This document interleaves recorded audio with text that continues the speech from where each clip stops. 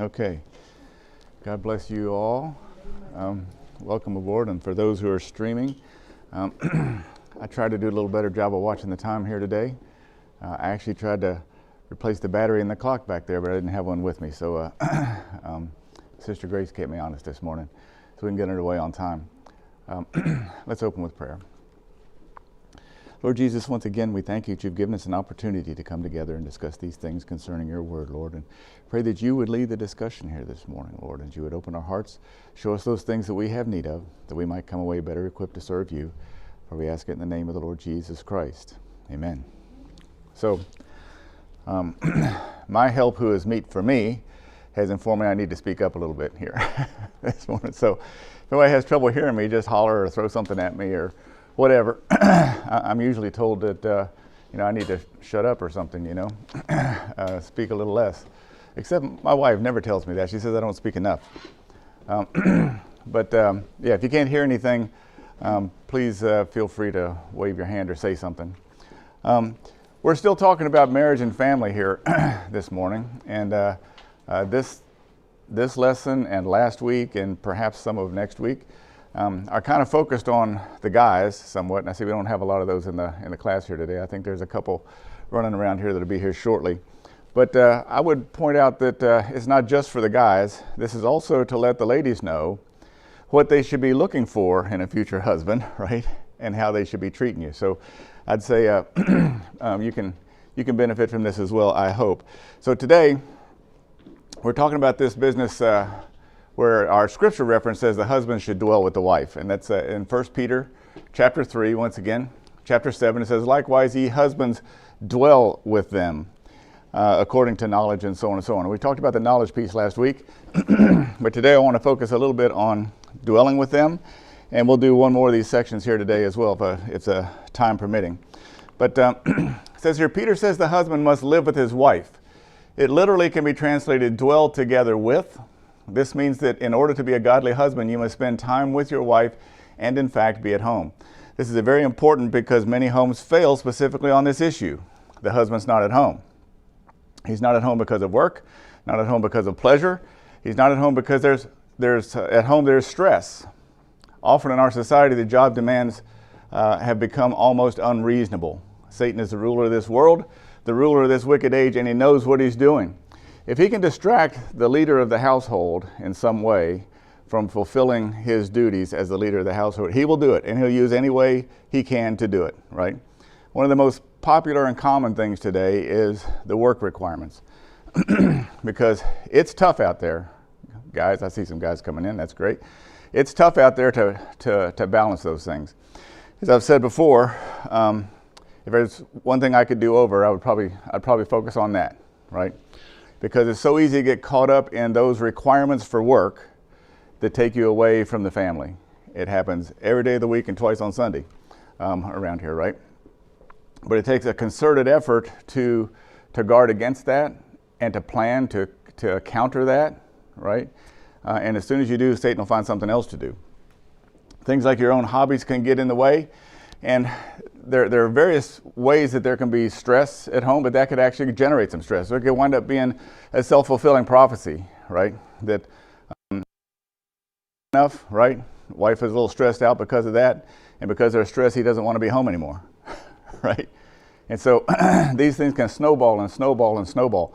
So we have to look for ways and be creative about it sometimes, about how we can, A, make the best use of the time that is available, but B, how the husband can focus on making that time available.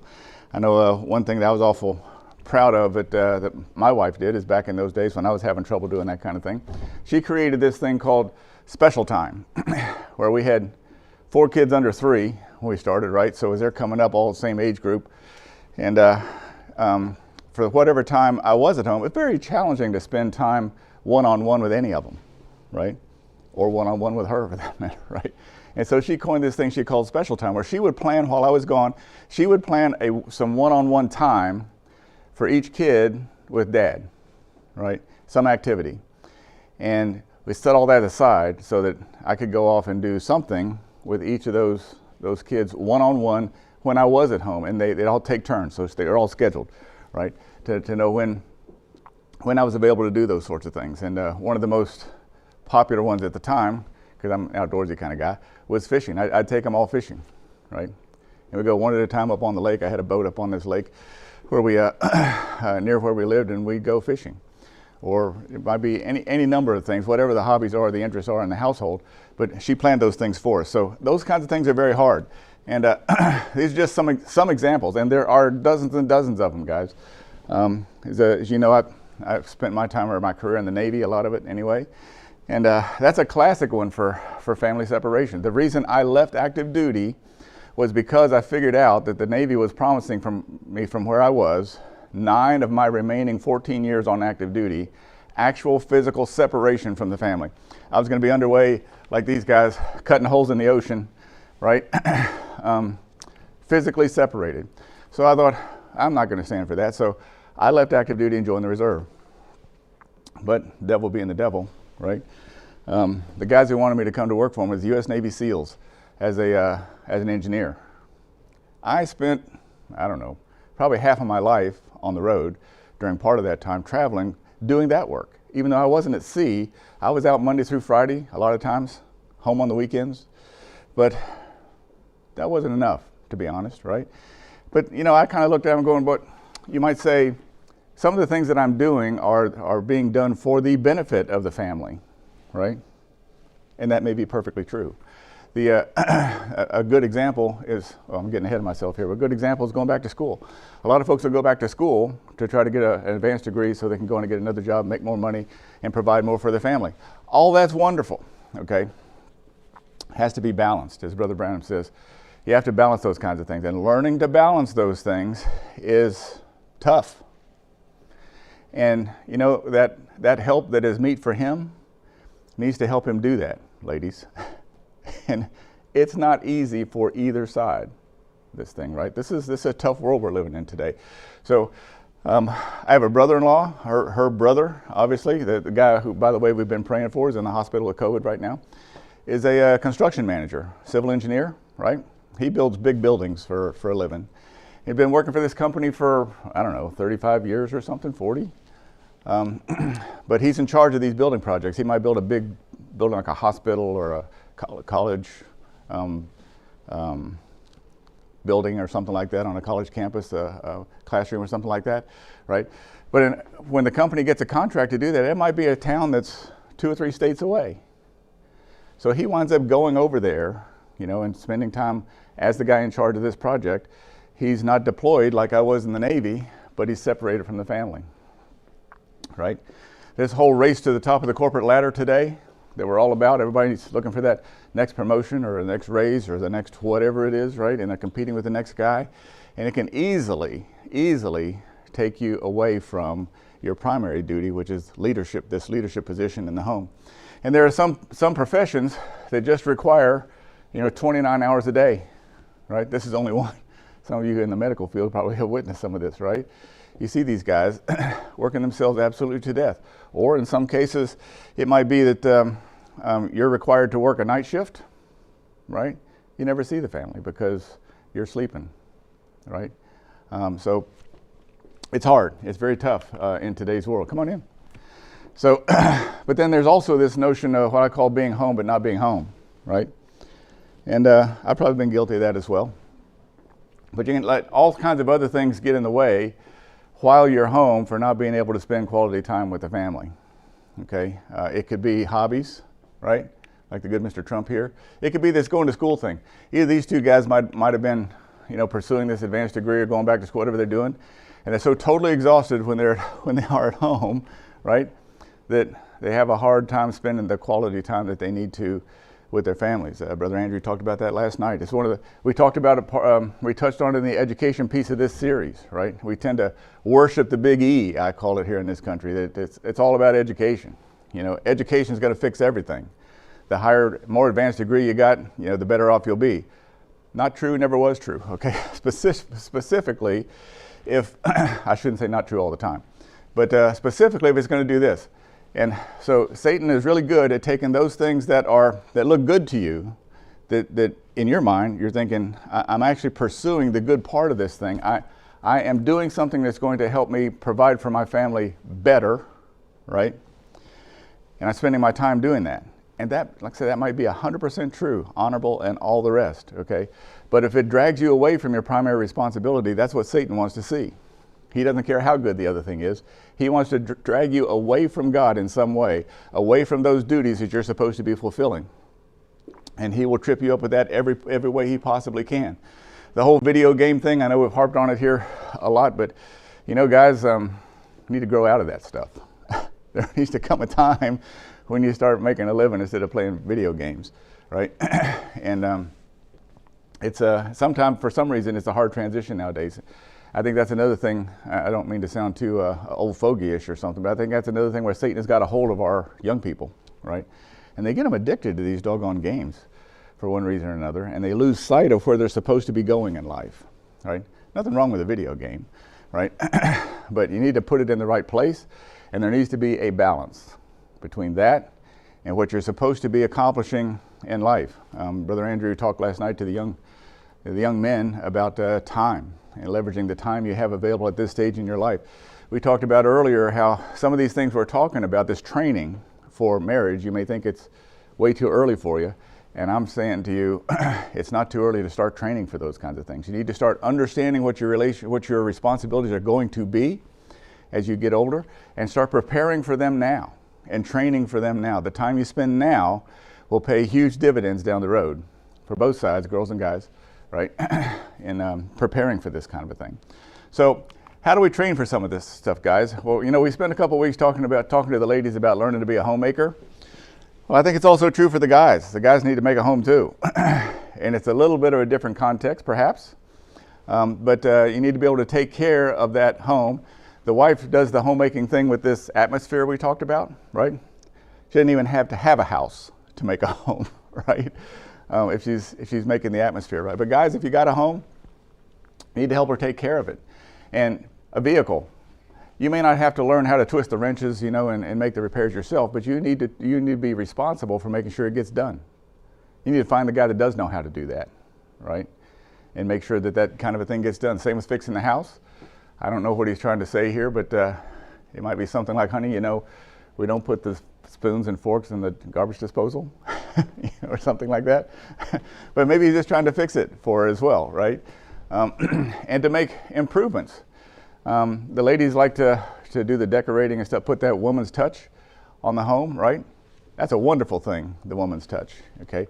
But there probably ought to be a guy's touch too, particularly if something needs to be fixed, or if you're doing a home improvement kind of a project or something like that. You need to learn how to do those things and learn them from whomever, right? But the idea is to maintain that which God has given you, right, in support of the family. You're the guys responsible for that. You don't necessarily, like I say, you don't have to necessarily be the guy that twists the wrenches or drives the nails, but you need to be able to find the guy that can, right, to fix those kinds of things. So how about some other training opportunities? There are a lot of things, guys, you can learn from dad, right? The yard work is probably one of the most classic ones, right? Learn how to run a lawnmower or something like that. But lots of other things that dad is kind of responsible for around the house, is going to take care of.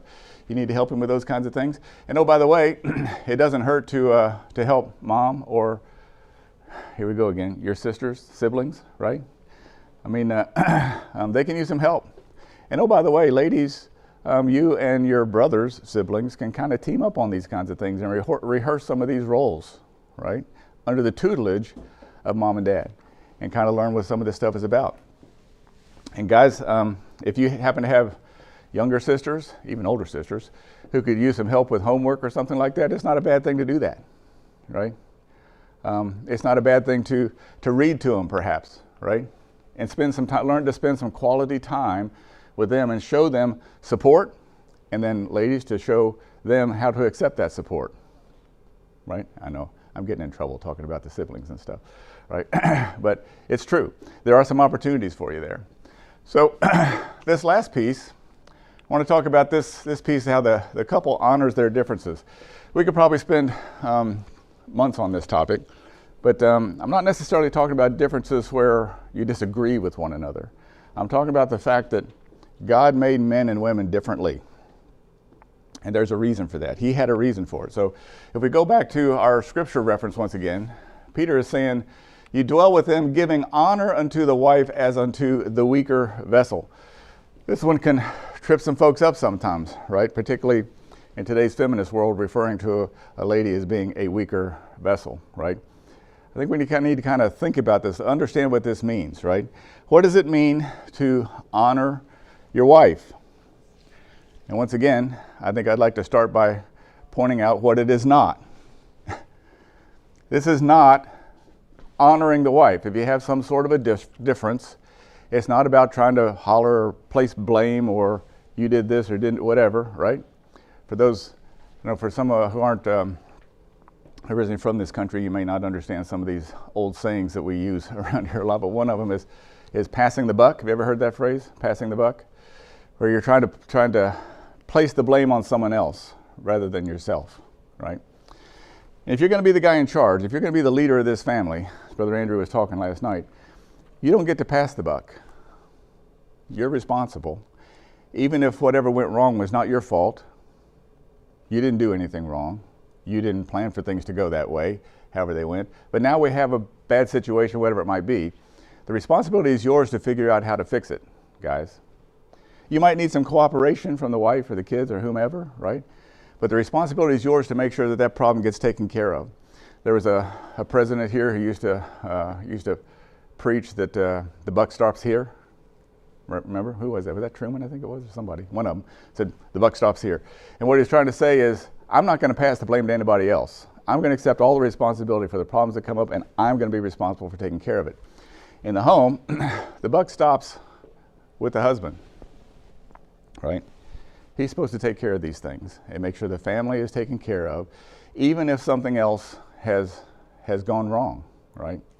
So there are lots of examples. I won't cover you up with sea stories, but times when things don't go quite the way you expect them to go, and in my case, I was gone, right? So my wife did her best to take care of whatever the situation was. Had I been there, I might have done it differently, okay? But I wasn't going to come home and criticize her for the way she did it because I wasn't there, right? It was my responsibility to get it fixed. And so if something had to be modified or done a little differently because of the way she did it, that's my job. I need to go make that happen. You know what I'm saying? So there's a right way and a wrong way to handle these things. This word honor, if you go to the Strong's Concordance, it says it's like being precious, right? It says it's valuing by which the price is fixed, the honor which one has by reason of rank and state of office which he holds, a deference or reverence. We need to remember, guys, that this help that God made, who is meet for you, was designed specifically for. He created her for this particular position, right? We need to respect to the fact that He created her the way He created her, right? She is that help that is meet for you, and you need to respect her that way as such, right? Does that mean she's perfect? No. Oh, by the way, take a look in the mirror. You're not perfect either, right? And there are a lot of adjustments that have to be made on both sides for these things. But it is not a question of this subservience thing that the feminists would like to tell you that submission means today, right? Remember we talked earlier, this is a team sport, right? And God has assigned different responsibilities to the different folks. We need to respect the fact that God created man and woman the way He did, and He created the roles that they're supposed to fulfill. And we need to respect that. The thing that makes the marriages work the best, this is just opinion I'm sharing with you now, is when both sides are willing to submit to authority higher than either one of them. You're both submitting to Jesus Christ, which is a higher authority than either one of you. And you're both trying to pursue that same goal to become more like Jesus Christ, fulfilling the role that He gave you. And so when you look at it that way, it's not about me or her or him or you. And it's about what is it God would have us do in this situation. And she recognizes that he is answering to God as being the responsible guy, okay? But she is answering to him as a husband. She also answers to God for submitting to the husband, right? And following his lead. And so she's supposed to follow him as he follows Christ, right? So It can be a complex thing sometimes, but actually, at the end of the day, it's pretty simple. The idea is you're pursuing a standard that is greater than your own. You're both doing that, and you're both choosing to choose that same standard, and you're both doing whatever you can to get there. There was some work I did in the field of what we call systems of systems engineering, right? And one of them is this business of different types of relationships. So one is called the command relationship, which we're all familiar with in the military, how one guy's senior to the other. And he tells you to do something, you're obliged to do it, regardless. But there's another one called the contractual relationship, where we make an agreement, we write it down, and basically say, I'll do this if you do that, right? And we sign it. But by far the most powerful relationship is the one they call the covenantal relationship, where both parties put all their effort into something because they both believe in the same thing. It's not because they're being rewarded, they're not being paid, they're not being patted on the head, not given a promotion, not given any of that stuff. They are both working towards the same goal, and it's greater than they are. That's the covenantal relationship. So what is it this weaker vessel thing talking about? Well, in general, men are stronger physically than women, and sometimes emotionally. But because God has made the woman's body to bear children, there are tremendous hormonal differences in comparison to the body of the man that sometimes affects emotions. The husband must honor these differences rather than beleaguering them. And oh, by the way, it goes the other way too, right? It says, which is very common in marriage. One of the ways this often plays out in marriage is that husbands and wives look upon these differences with disdain. They don't respect them. They think it's a bad thing, and the other side has to be changed, right? They just don't understand one another. In one sense, the husband tries to make the woman more masculine like he is, and the wife tries to make the husband more feminine. If you go into the marriage relationship thinking you're going to have to change your partner, you started out wrong. Okay?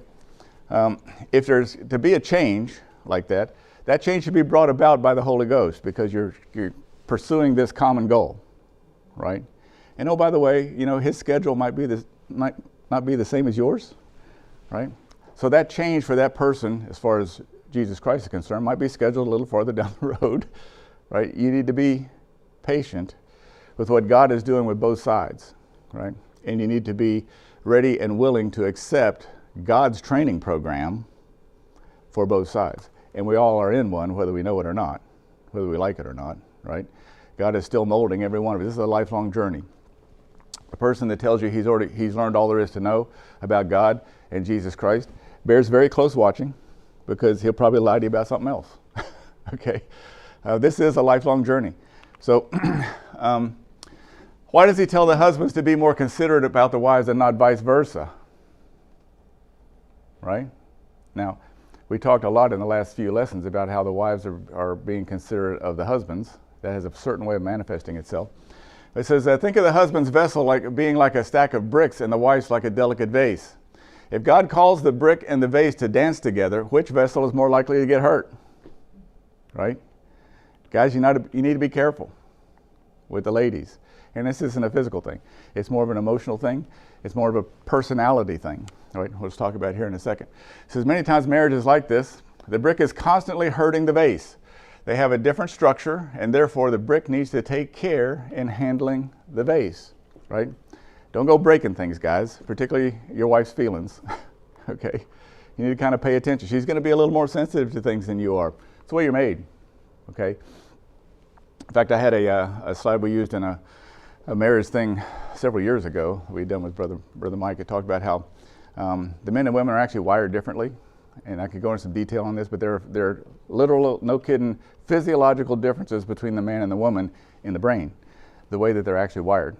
And the analogy I used was the difference of being wired in parallel or in series, which for the non-electrical types may be foreign to you. But basically, if you got a bunch of lights that are wired in parallel, right, and one of them gets broken or burned out or something like that, all the rest of them stay on. Okay, that's the purpose of wiring in parallel. If you're wiring in series, the wire goes from this light bulb to that light bulb to that light bulb to that light bulb, and they're all dependent upon the first guy in the series or the guy in front of them. So if one light bulb goes out, the whole string goes out, right? So the analogy there is that the men are wired in parallel and the women are wired in series. The women are the masters of multitasking. They can do 1,000 things at once and actually be paying attention to all of them. You know, guys, we're not really that good at that, right? But the guy might be doing a bunch of things. The analogy there was he's sitting in the living room watching a football game, right? He's totally focused on the football game. And an elephant comes crashing through the house and tears the house down. He doesn't even notice. He's still focused right here, right? Because the man is just wired that way. He focuses. But a woman might have 1,000 things going on. One little thing goes wrong and everything just kind of falls apart, right? So you have to be sensitive, guys, to the fact that she's wired differently than you are, right? And the same for the ladies. Just understand there's differences. And here's some examples. They might look at this activity a bit differently, right? This happens all the time. I may have been guilty myself from time to time with some of this stuff, right? It says, God has given males and females different vessels, and it affects how we interact with other people and our environment. For many marriages, these differences are a source of constant conflict. We need to honor the delicateness or the strength of the other vessel. Some things that would not bother you emotionally would probably bother someone else. Males and females are different, and these differences must be honored. We must understand that we are totally different kinds of beings, right? But there is a place where we're supposed to cooperate, okay? And that cooperation comes from this business of having this common goal that's greater than you are. And so, guys, this may look like a lot of fun to you, and the kid might even be enjoying it, okay? But there was a time when, back when we were dating, there was kind of a funny story. My youngest sister was much younger than me. When I went away to college, she was like 6 years old. And we were like the best of buddies. We played all the time and stuff like that. It was kind of a good deal. Back in those days, Sesame Street was the biggest thing in the world. And she had a favorite character called Oscar the Grouch. And so I played Oscar the Grouch with her all the time. We'd roll around on the floor and we'd wrestle and we'd play. And I had this thing where I would face the wall like this and sit down, and she would sit on my foot, and I would roll back and kick my foot and throw her all the way across the room onto the couch. And she just thought that was the greatest fun. Well, my wife, then my fiance, was visiting one day and witnessing some of this stuff, right? And I'm taking her home, and she's just quiet as a mouse all the way home. And I stopped at this place to get fuel. And I got back in the car, and I said to her, I says, would you like to tell me what's wrong? And she goes, I just want to know when you plan to grow up. And I says, well, something you should probably know before we go much further here is I don't plan to do that very soon, right? But she was trying to be a little Miss Prim and Proper, you know, visiting her fiance's house kind of a thing. And so this kind of alarmed her somewhat. But I will tell you that later on, when our kids got big enough, and I'm kind of doing the rough and tumble thing with our boys, she kind of looks back and she goes, I'm really glad you can do that stuff with the kids, you know, because that rough and tumble stuff is something she wouldn't like to do. But they really enjoyed it, right? So you have to find this balance between the two, right? And there's a limit, oh, by the way. I mean, she might ask you to watch the kids, and, well, you got to be careful sometime, guys. I mean, this guy looks like he might even be enjoying it as well. But I can tell you that this activity can probably only go on so many times before it ends badly, okay? And then mama's going to be upset, and rightfully so, right? So you need to kind of look ahead and think about some of these. This is another one, guys.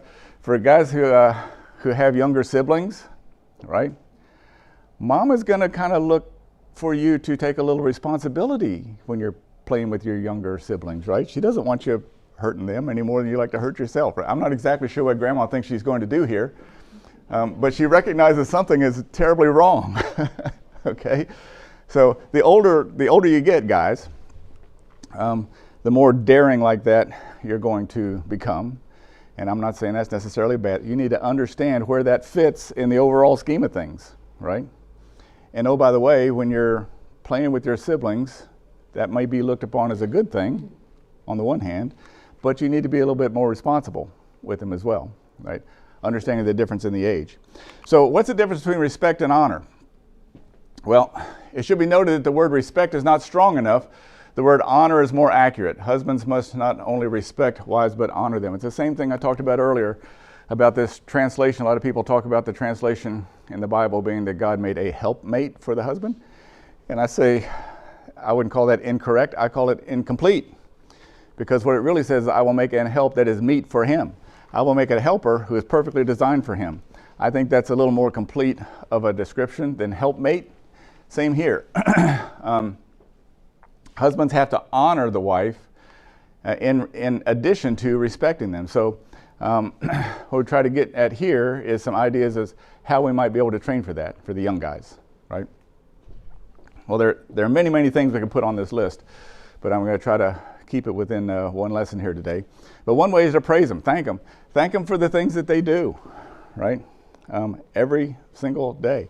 Remember how we talked about Mama's cooking being the best? Because the primary ingredient she uses in every recipe is love, right? You need to be thankful for those things, guys, and actually express your appreciation to them for the things that they do each and every day. Take time to enjoy the activities that they enjoy. And this is kind of a big one, right? Sometimes the woman will honor the husband and their differences by enjoying certain sports with him that she wouldn't normally enjoy. And maybe the husband will go shopping with her wife or visit the in-laws or something else like that. My wife likes to go fishing with me. She cares this much about fishing, that much, right? But she enjoys being outside in the nature and stuff like that. We went out here a couple of weeks ago and on the little trolling motor, kind of putting along, trying to catch some fish.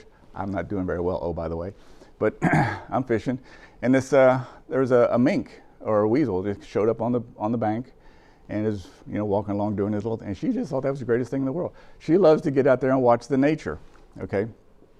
But she cares not about fishing, but she'll go with me because she knows I like to go, right? And so she removes that stress of me saying, gee, I like to go fishing today, and I leave her at home, She's perfectly happy to go with me. Now, I'll go and do things with her as well. Like I mentioned before, the shopping kind of a thing is a little bit hazardous for us because the bills go up when I go shopping with her normally, right? It's somewhat of a predictable event, but that happens when we do that. As far as the in-laws are concerned, her mother lived with us for 25 years, right? And I was the guy that suggested that she do that. Now that can be a little bit of a controversial thing too. I'm not going to say that's the right thing for every family, okay? But in her case, her mom had gotten to the point where she wasn't going to be able to support herself anymore. And so I invited her to come live with us. She lived with us for 25 years. She passed away, 4 or 5 years ago or something like that, right? So you got to be able to make these accommodations, shall we say, right? Both sides understanding what the other one likes, dislikes, what kind of makes them tick, right? And kind of meet them halfway with some of that stuff. And the big one I think that the ladies would talk about is listening to them, right? And it's kind of interesting. We're going to talk here in a second about communication in general, and we'll only scratch the surface. But this business of being wired in series also affects this business of communication. And I'm going to reveal a little secret here for maybe guys and girls both. When the ladies are upset and they're talking about this A, B, or C, whatever it is, being wrong, that thing that they're verbalizing at that point being wrong may not actually be the thing that's wrong. Might have to dig a little deeper. It might be several layers deep. There may have been a whole bunch of things that piled up over time for her, right? And then some catalyst actually tripped her off the edge. And now she's upset, and she thinks that this latest thing is the thing that's got her upset. And you need to listen, you need to question, you need to let her talk, you need to dig a little deeper and find out if that really is the thing that's really wrong overall. There could be a much bigger problem, or a different problem, shall we say, that's wrong. Like say she's the master of multitasking, so she's got all kinds of things going on simultaneously, right? And something over here might be the thing that actually gets her upset, but by the time she actually starts expressing those emotions, something else has actually gone wrong. And it looks like that's the thing that's wrong at the moment, right? So I know that may be a little confusing, but I think you married guys probably know what I'm talking about, right? That you have to sometimes listen more closely than it may be obvious at the surface, as to what you're listening for or listening to, right? So I put it this way sometimes, you don't just listen to the mouth, you got to listen to the heart, right? Because there's more to it than what's actually coming out of the mouth sometimes, right? So here's kind of an interesting statement. I think it's pretty well known today, but I think it illustrates the point pretty well. It says, I know you believe you understand what you thought I said, but I'm not sure you realize that what you think you heard is not what I thought I meant. Now, if that sounds confusing, I will tell you that it is, because communication really is kind of a complex thing, right? Because when I'm saying something to you, I've got my own context, I've got my own thoughts as to what I think I understand, and I'm trying to verbalize that, right? But the receiving person also has a context and a set of circumstances and a set of references in their mind.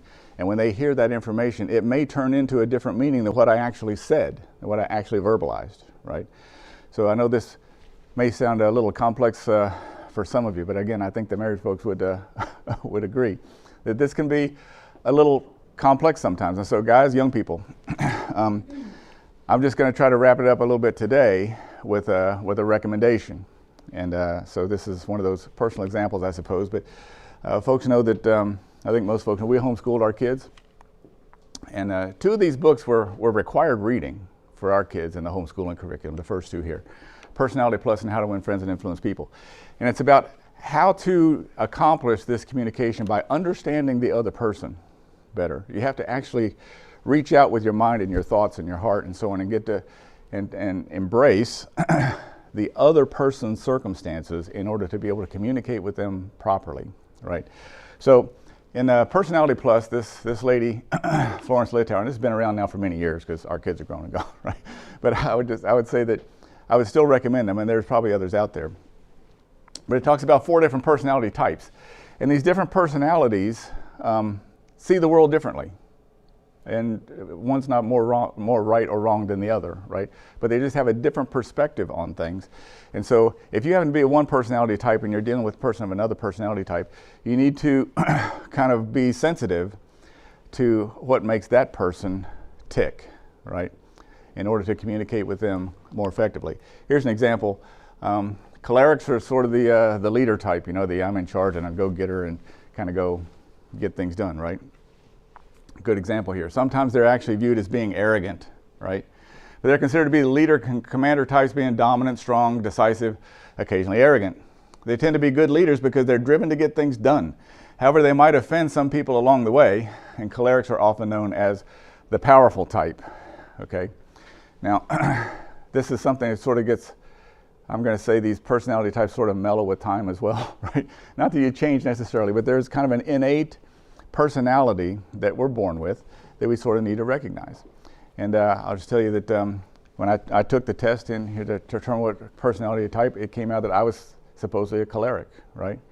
But, and just as an example, there was a person I used to work with that, that actually approached me one day and said, because I was getting a lot of good things done, there's some good things happening. And I says, Ken, you do some great stuff. You get a lot of things done, but you leave an awful lot of people flopping and twitching in your wake. I go, really? I didn't know that, but apparently I had been guilty, right? So it's not just about understanding the other person so much, but also understanding yourself, because there are strengths and weaknesses with each one of these, right? This is the melancholy. They're the mental types, the guys that are deep thinkers. Strong emphasis on thinking, evaluation, and assessment. Their typical behavior involves thinking, assessing, making lists, evaluating the positives and negatives, and general analysis of facts. They love maps, charts, and graphs. They're usually the most intelligent of the 4 types. However, they tend to dwell on details. Melancholy is a planner, making sure things happen, although sometimes they can paralyze themselves with analysis, sometimes called perfectionists. Have you ever heard the phrase paralysis of analysis? Some people sit around and analyze the various options till the cows come home and never do anything, right? Because they're trying to figure out what the absolute perfect response is, You met those guys? That's not a bad thing, right? But it's a different view of the world than the cleric. The cleric will say, I'll take the 80% solution and go make it happen. We'll worry about the 20% some other day, right? Neither one's right or wrong. They're different. So you need to understand how they're different when you're dealing with them, right? This is the sanguine. It's sort of the life of the party, right? The happy-go-lucky, everything's cool kind of guy. It's a social personality type displaying characteristics such as predisposition to socialize and entertain. They enjoy fun, socializing, chatting, telling stories, are fond of promising the world because that's the friendly thing to do. A sanguine gets along well with people and can get others excited about issues, but cannot always be relied upon to get anything done. Okay? He's the cheerleader, but didn't do anything, right? It says they love interacting with others and play the role of the entertainer or center of attention in a group of interactions. They have a tendency to overpromise and underdeliver, okay? But boy, they sure are happy people, and their happiness and good nature and positive outlook on life is contagious. It's a good thing, you know? So again, if you're going to be a leader, and oh, by the way, guys, if you have children, they're each going to be issued at least one, if not more than one, of these personality types, right? And it may not be the same as yours. You need to pay attention to that up front, right? Because the mere fact that they're your offspring doesn't mean that they got all your attributes, either good or bad, okay? So, and the last one is this thing called a phlegmatic. This is sometimes described as having a flat type personality, being laid back and desiring a peaceful environment above all else. They're easygoing, laid back, nonchalant, unexcitable, and relaxed. They tend not to actively upset people, but their indifference may frustrate people. They try not to make decisions and generally go for the status quo. They are good as mediators because they do not usually have many enemies. They're the I get along with everybody type, right? And they do. And oh, by the way, that's a good thing, right? So these strengths and weaknesses need to be recognized in each one of them. I know that may be a little deep for some, but I don't think trying to learn about it at the early age is inappropriate. I don't think there's anybody in this class that's too young to read these books and get something from them, right? So at the end of the day, you also recognize that nobody's purely one personality type or the other. You kind of got a little bit of everything mixed in there, right? But one will tend to be more dominant than the others. And so you can draw on, this person is mostly phlegmatic, but they might have some choleric in them. And when they're dealing with a choleric, they need to draw on that part to be able to understand what the choleric is doing, what he's thinking, how he's reacting, and why he does the things he does, right? Because he's not necessarily wrong, could be wrong, but he's not necessarily wrong just because he doesn't see things the way you do, right? And this one is one that's often misunderstood. It's an old book. I think this has been around since the early 1900s or something, made by Dale Carnegie. He had a whole training course on this book. But this is just a snippet, if you will, from the table of contents in the book. He wrote it, I think in the beginning, focused on salespeople, so that they could kind of understand how to deal with customers and do a better job of making sales and so on. But in reality, it's really more about understanding the other person and giving deference to the other person and considering what they have to say and what they're feeling and what's important to them and so on and so forth, right? And so your ability to assess those kinds of things, let's take a quick look at the table of contents here, is very, very important in being able to deal with somebody else effectively. And young people, the earlier you can learn these kinds of skills, and they are skills, oh, by the way, that are learned, the better. Brother Andrew talked last night about investing your time wisely at this stage in your life because you've got it, right? This would be a very, very good investment for you to make, is to sharpen your skills on how to deal with other people, interpersonal skills, how to react and how to deal with other folks. The last one came along a little later. This is called the 5 Love Languages. Our first batch was grown and gone before this one came along, I think, but we didn't require Isaac to read this one, but he was certainly taught it. Okay, but the point is that when we're dealing with other people, this person postulates that there are 5 basic love languages, the way a person receives this information that you're presenting to them, right? And the ability to express yourself to that person in their language is very important. So I think some of the folks here from other countries who speak other languages would appreciate that, right? We have from time to time, and some of you may know that Sister Emily and Tsitsi lived with us for a couple of years. And she would tell you she has a great command of the English language, and I would say that's probably true. But you can put her in certain contexts or certain settings where the way she expresses something is different from the way an American might express it, right? And it's not that what she said was wrong. It's just it's not quite in the right context for the audience that she's speaking to. And the best example was some of the doctors. We were helping her find doctors for Tsitsi, right? And so she's dealing with American neurosurgeons, right? And we're trying to explain to her what Tsitsi's symptoms were and her conditions and so on and so forth. And she would use phrases sometimes that I think kind of got the doctor on the wrong track. It's not that the doctor didn't understand her.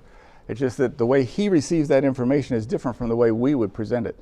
And a good example is she might say when she's having a seizure, she can't breathe. Well, for our medical folks in the room, what does that mean to an American trained medical person? That by itself is an emergency, right? And that is the number one focus. But the issue is that it wasn't she couldn't breathe. Her breathing was labored. It was different, but it wasn't that she wasn't breathing. We didn't have a medical emergency because she wasn't breathing. It's because her breathing was different, and it was alarming sometimes, but it was different when she was having a seizure. So those kinds of things. So the same kind of thing applies here with the love languages, right? So the idea here, let me back up a second. Everybody has a love bucket, is the thesis of this book, right? And you need to be filling the other person's love bucket all the time. So we need to be serving others. I think the scriptures would support that statement, right? We need to be serving others. And one way we can do that is just in the way we talk to them, right? And the way we do things for them, with them, about them, right? So I'm going to go through this very, very quickly because I'm out of time. But 5 basic love languages. We need to learn how to fill the other person's love bucket. So one is words of affirmation, is basically praising a person for what they do. You do a great job, and so on and so, building them up for the things that they do. That's the language that's important to that person. That's what they will receive as you're expressing appreciation to them, right? It's words of affirmation. Another one is quality time. Just to go do something with, spend your time with them means so much to them, means more to them than anything else, right? So just the expression of spending that time with them is the communication of love. It's not the words, it's the action. It's spending the time with them. The same with acts of service. For some people, and you'll find that a lot of people, if that's their love language, that's kind of the way they express themselves as well, right? You find some people just like to go out and do things for other people, right? That's a good thing. But one clue is that that's probably their love language, and that's the best way you can express to them love as well, is do something for them, right? Same here with receiving gifts. For some folks, the best expression of love is to give them something. It doesn't have to be anything valuable or expensive or anything like that. Just any kind of a gift, right, is the greatest expression of love to that person. And it really builds them up, And then this last one is physical touch. For some people, just a hug, a handshake, a pat on the back, just makes their day, right? You can say 1,000 words, but the actual expression that they appreciate is the hug, right? So none of these are better or worse than the others. They're just different. And so I'm encouraging the young people here to kind of spend some of this time, as Brother Andrew talked about last night, right? To start learning some of these things now, because you have the time now. If you're trying to do this later on, after you're married or after you have a family, stuff like that, I can tell you, because I read these things after we had the kids, right? And we started the homeschooling curriculum, right? It's harder. But also I will tell you that all this stuff will make a huge difference for you on how you're going to interact with others in the workplace. You're going to interact with others here at church, on the street, anywhere you go, right? Because it makes you more personable to those folks. And oh, by the way, I would submit to you that if you do this stuff well, it also makes you a better witness, because folks enjoy being around you. They respect what you have to say, and they would like to hear more from you, right? So when God puts that opportunity in front of you to now share the gospel with them, you're in the best position you can be in, because you understand how to communicate with that person. So that's what I have for today. And oh, by the way, once again, I think we have maybe 1 or 2 weeks left in this series, right? Unless somebody has something else they'd like to cover in it. But we're now going past 13 months, I think, in this particular series. I'm going to wrap it up. So I'm looking for the next one to transition to, the next topic to transition to. If any of the young folks have a topic you'd like to discuss, please to let me know. I think Brother Andrew might have hit on it for me last night, that I may transition if I don't hear from from somebody to the contrary. But I do think it's so important for the young people at this stage to get this solid foundation and use your time that you have now to get that foundation as solid as it can get, right? With respect to your understanding of the scriptures and this spiritual walk that we're all striving for, right? The earlier you kind of get a handle on that and get your routine, shall we say, in place and the foundational knowledge in place, the better off you'll be down the road. So with that, let's close with prayer. Lord Jesus, once again, we thank you that you've given us your word. We thank you for your watchful care, Lord, and we thank you for the things that you do for us every single day. We pray, Lord, that you would make us more sensitive to those things that are going on around us and to the people that we're dealing with every day, that we might be a better witness for you in all that we think, do, and say in these last days. We would ask once again that you open our hearts as the bread of life is broken to us from the pulpit, that we would come away better equipped to serve you. For we ask it in the name of the Lord Jesus Christ. Amen.